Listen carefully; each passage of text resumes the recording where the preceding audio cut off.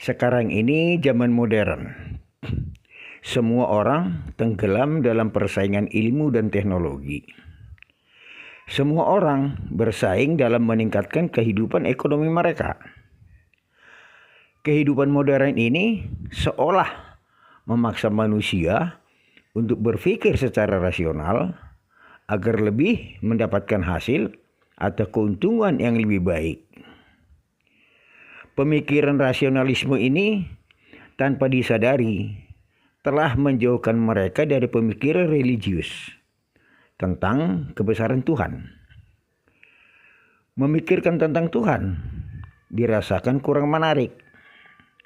Ajaran atau konsep ketuhanan dirasakan kurang atau tidak rasional. Bahkan mungkin ajaran ketuhanan dianggap hanya sebagai mitos yang tidak realistis dan diajarkan secara dogma yang harus diterima. Selain itu, pengetahuan tentang Tuhan juga dianggap tidak dapat menghasilkan uang.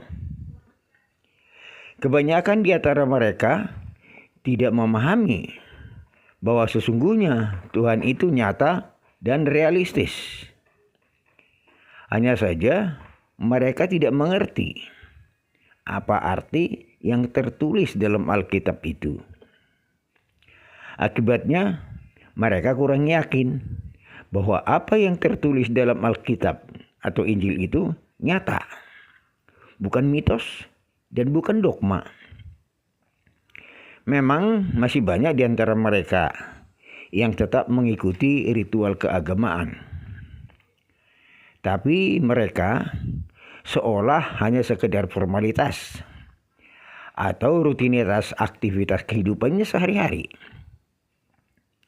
Kalau kita amati, mereka rutin pergi ke rumah ibadah atau gereja. Di gereja, mereka berdoa. Mereka mendengarkan pembacaan ayat-ayat suci Alkitab, bernyanyi lagu pujian, dan mendengarkan khotbah imam atau pendeta. Setelah usai ibadah, mereka kembali ke tempat tinggal masing-masing.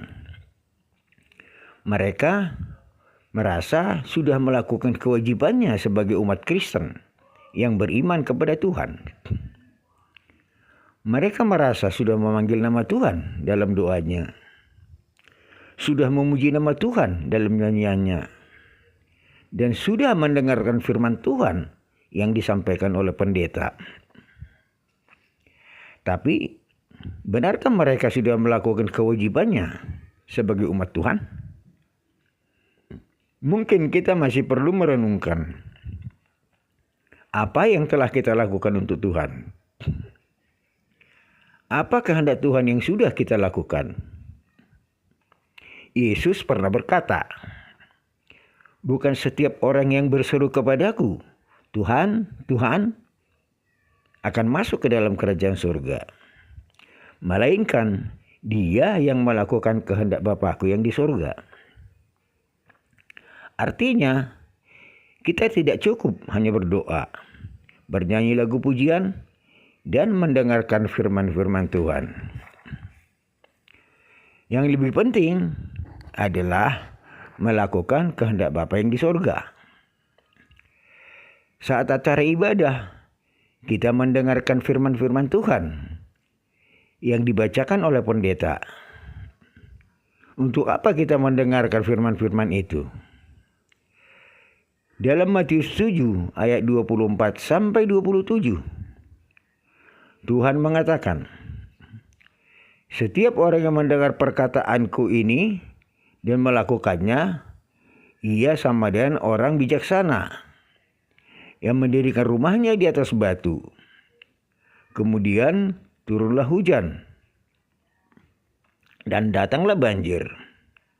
Lalu angin melanda rumah itu. Tetapi rumah itu tidak rubuh, sebab didirikan di atas batu. Tetapi setiap orang yang mendengar perkataanku ini dan tidak melakukannya, ia sama dengan orang bodoh yang mendirikan rumahnya di atas pasir. Kemudian turunlah hujan dan datanglah banjir. Lalu angin melanda rumah itu, sehingga rubuhlah rumah itu dan hebatlah kerusakannya.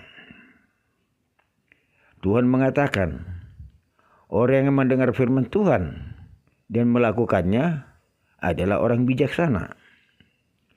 Sedangkan yang mendengarkan tapi tidak melakukannya adalah orang bodoh. Kenapa dikatakan demikian? Karena orang yang melakukan kehendak Tuhanlah yang akan masuk dalam kerajaan surga.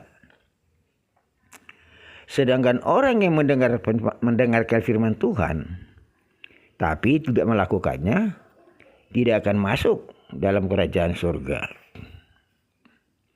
Untuk apa dia mendengarkan firman Tuhan tapi dia tidak masuk ke surga? Itulah sebabnya dikatakan orang itu sama dengan orang bodoh. Sekarang jelas, berdoa, bernyanyi lagu pujian, mendengar firman-firman Tuhan belum cukup jadi modal untuk masuk ke surga. Kalau hanya berdoa dan mendengarkan firman Tuhan, belum dapat dikatakan bahwa kita telah beriman kepada Yesus.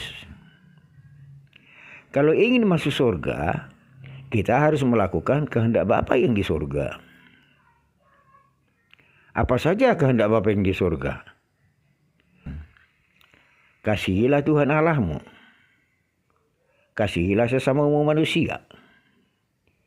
Jangan kamu menghakimi. Jangan kamu menghukum. Ampunilah.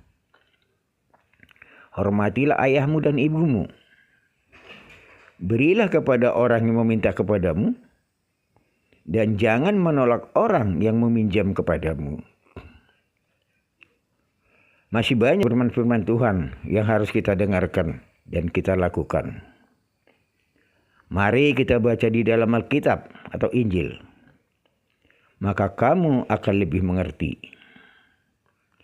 Kalau begitu, berapa banyak umat Kristen yang akan masuk surga? Dan berapa banyak yang akan masuk neraka? Kita sudah mengatakan, orang yang akan masuk surga adalah mereka yang mendengarkan dan melakukan kehendak Bapa yang di surga. Berapa banyak orang yang melakukan kehendak Bapa yang di surga? Sebanyak itulah orang yang akan masuk surga. Dan barang siapa yang tidak melakukan kehendak Bapa yang di surga, dialah yang akan masuk neraka. Mungkin kamu bisa menghitung mana yang lebih banyak, orang yang akan masuk surga atau orang yang akan masuk neraka. Sekarang, apakah kita sudah melakukan kehendak Bapa yang di surga? Apakah kita akan masuk surga? Atau apakah kita akan masuk neraka? Kita semua lebih mengenal diri kita masing-masing. Dan kita masih punya waktu. Dengarkan dan lakukanlah kehendak Bapa yang di surga. Tuhan akan selalu menyertai kita.